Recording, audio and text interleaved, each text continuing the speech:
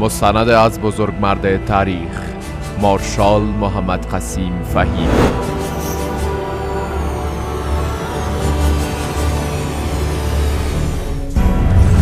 مارشال محمد قسیم فهیم، مرد پر افتخار سنگرهای آزادی افغانستان.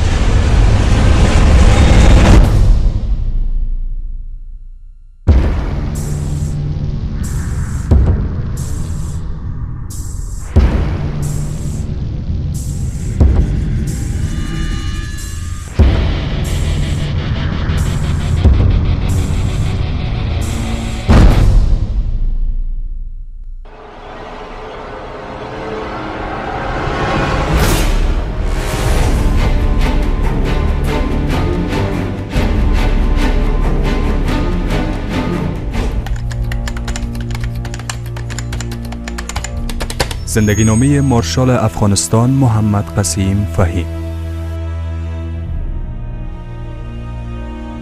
محمد قسیم فهیم فرزند مولوی عبدالمتین در سال 1336 خورشیدی در یک خانواده متدین و متنفذ دیده به جهان گشود. پدرش مولوی عبدالمتین از علما و متنفذین مطرح در ولایت پنجشیر بود. مولوی عبدالمتین تحصیلات دینی خود را در کشور هندوستان فرا گرفته بود. زمان تحصیلی او در هند مصادف با اوج تنش‌ها میان مسلمانان و هندوهای آن کشور بود و این زمانی بود که شعارهای جدایی طلبی مسلمانان از هند رونق گرفته بود. در آن زمان مولوی عبدالمتین طرفدار جدایی مسلمانان از هند نبود و تأکید میکرد که مسلمانان میتوانند با حفظ جایگاه و اتحادشان در هند به خواسته‌های بزرگشان برسند. مولوی عبدالمتین پس از آن که از دیوبند هندوستان سند فراغت به دست آورد، در شمال افغانستان به تدریس علوم دینی پرداخت و پس از مدتی به تجارت رو آورد.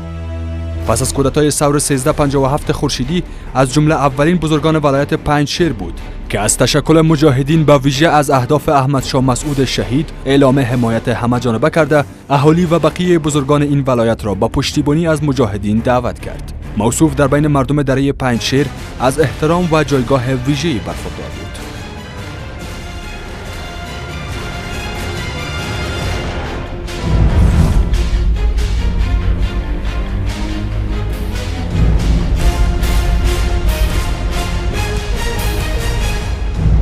محمد قسیم فهیم آموزش‌های ابتدایی را در منطقه آمرز پنجشیر فرا گرفت که پس از آن شامل مدرسه دینی در چارکار مرکز ولایت پروان شد. بعداً به منظور پیشبرد تحصیلات عالی در سال 1349 خورشیدی وارد دارالعلوم عربیه کابل گردید. او در جریان سالهای آموزش مبارزات عدالت‌خواهانه خود را در چارچوب نهضت جوانان مسلمان افغانستان آغاز کرد.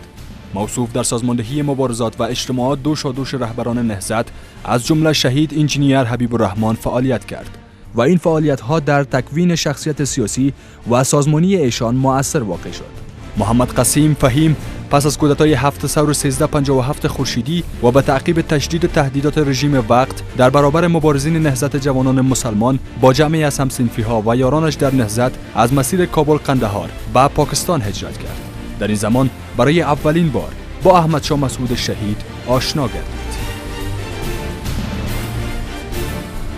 پس از اقامت کوتاهی در آنجا به افغانستان بازگشت و مبارزه مسلحانه خود را در منطقه شیگل ولایت کنر آغاز کرد.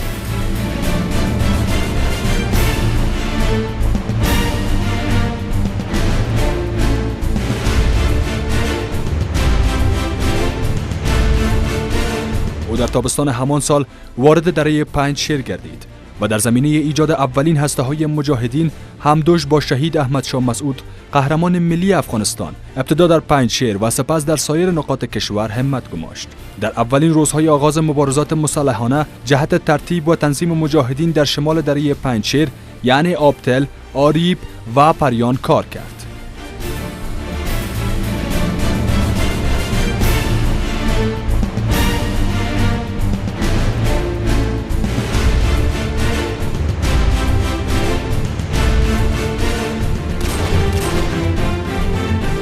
محمد قسیم فهیم در آغازین سالهای جهاد در بین سالهای 1358 الی 1360 خورشیدی جهت ترتیب و تنظیم مجاهدین و حل منازعات بین گروه‌های مختلف مجاهدین منسوب به جمعیت اسلامی و حزب اسلامی چندین بار به مناطق شمال کابل، کاپیسا و پروان، تگاب، نجراب، سالنگها، سیدخیل و کوهدامن سفر کرد.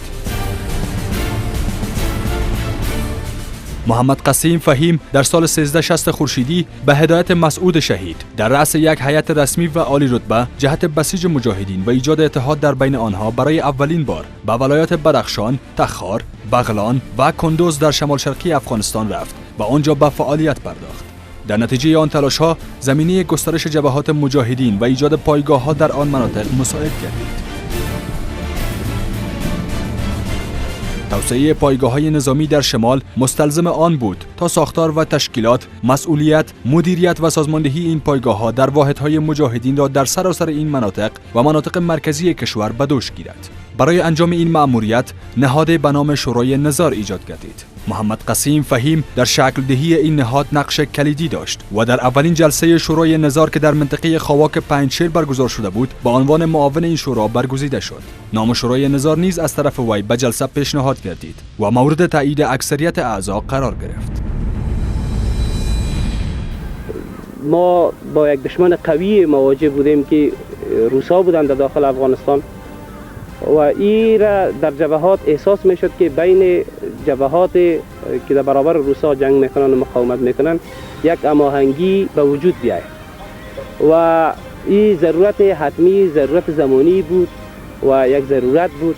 دیگه در این رابطه که پیش آهنگ و یا پیشگام اینمی فکر و اینمی اندیشه جبهه پنجشیر که در رأسش برادر احمد شاه مسعود که آمر فعلا رئیس شورای نظار است اینا قرار داشتن با جمعی از برادرای دیگه با این فکر افتیدن و امیدوار بودن بر ازی که دیگه اینمی شرایطی را که امروز ما و شما مطالعه میکنیم این در همون روز امی آرمان و امی امید بود. با گذشت زمان این مسئله ثابت شد که فقط هماهنگی و یک دستی در بین مجاهدین بخصوص در جبهات که در داخل افغانستان وجود داره ضرورت است و ضرورت بیشتر به این احساس می شد و امی مشکل افغانستان دیگه امی به اصطلاح ایجاد نظم در بین مجاهدین و آماده ساختن مجاهدین در یک سطح وسیع بر تعرض و به شکست دادن دشمن دیگه ای را هر کس این ضرورت احساس میکرد. با تغییر در وضعیت نظامی و گسترش جنگ با نیروهای شوروی، محمد قسیم فهیم برای بار دیگر در سال 1363 خورشیدی مسئولیت انسجام جبهات مجاهدین در ولایت‌های کاپیسا، پروان و مناطق شمال کابل را به دوش گرفت و توانست هماهنگی مؤثری را میان مجاهدین این مناطق برقرار کند.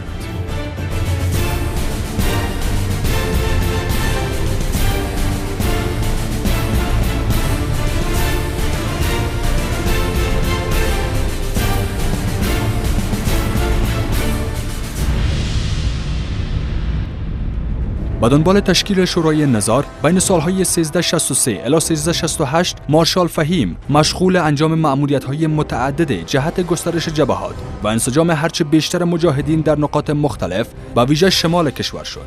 این فعالیت‌ها در سالهای اخیر جهاد مردم افغانستان به اوج خود رسیده بود که شامل تنظیم روابط با افراد با انگیزه ملی و جهادی در داخل نظام و با ویژه در میان مسئولین امنیتی ساحات اطراف کابل بود.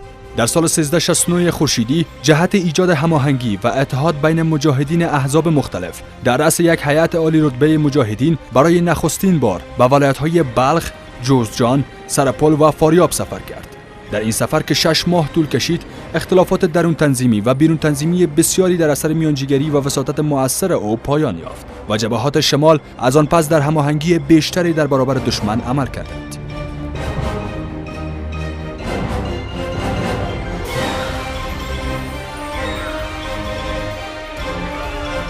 در رابطه به این که ما سفرهای به صفحات شمال و افغانستان داشتم، طبعا ما پیامبرنده شورای نظار بودم و به حیث نماینده سیاسی شورا در اون ولایات سفر کردم، در ولایات سمنگان و مزار شریف و جوزجان و فاریاب.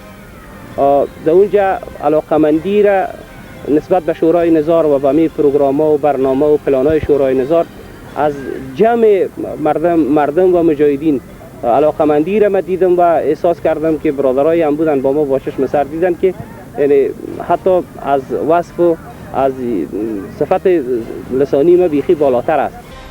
محمد قسیم فهیم در سال 1370 خورشیدی به منظور ایجاد هماهنگی میان مجاهدین و نیروهای مخالف رژیم حاکم در کابل با قبول خطرات جدی با عبور از مناطق تحت اداره رژیم از طریق دره سالنگ به دره کیان و مزار شریف سفر کرد و در آنجا با سران نیروهای مختلف در رابطه به هماهنگی و جلب همکاری آنها با مجاهدین مذاکره کرد.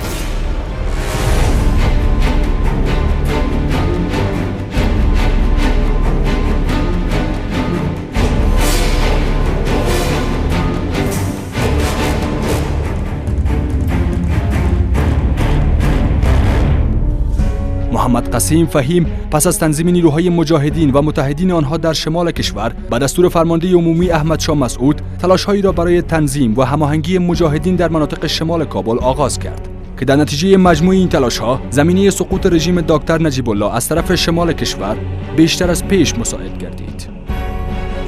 محمد قسیم فهیم پس از سقوط حکومت دکتر نجیب الله و پیروزی مجاهدین در 5 ثور 1371 خورشیدی در رأس نیروهای مجاهدین وارد کابل گردید.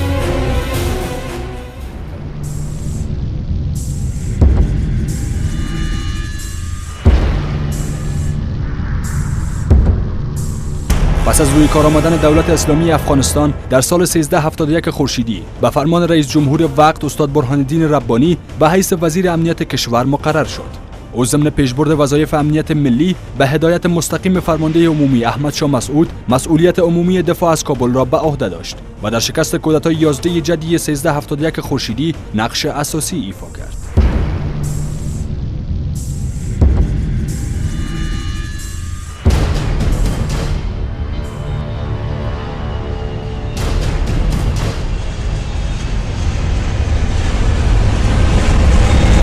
پیش از آن که مجاهدین از کابل عقب نشینی کنند، محمد قسیم فهیم بعد دکتر نجیب الله رئیس جمهور اسبق افغانستان در مهمانخانه سازمان ملل پیام می‌فرستد و از او می‌خواهد که با مجاهدین یک جا کابل را ترک بگوید که این خواسته او از جانب دکتر نجیب الله پذیرفته نمی‌شود.